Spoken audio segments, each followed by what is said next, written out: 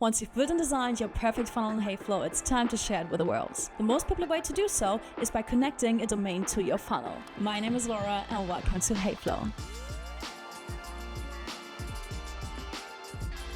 A domain is a unique web address that identifies a website on the internet. For example, this is a root domain. And if you add a word in front of the root domain, it becomes a subdomain. The domain you connect can only be used for one funnel. Think of it like a phone number. Once it's assigned, it's unique to that funnel. In Heyflow, go to the Connect tab and then to Domains.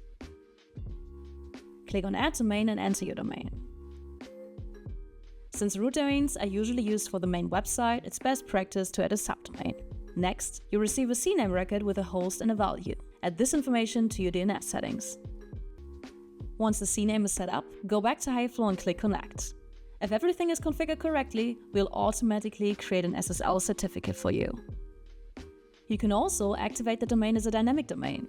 This makes all your funnels available on one domain just like your default domain by simply adding a slug at the end of the URL. You can update this slug anytime in your funnel settings. Congratulations! Now you know how to connect a domain to your funnel. For more information on this topic, visit our help center or check out other videos. Happy building!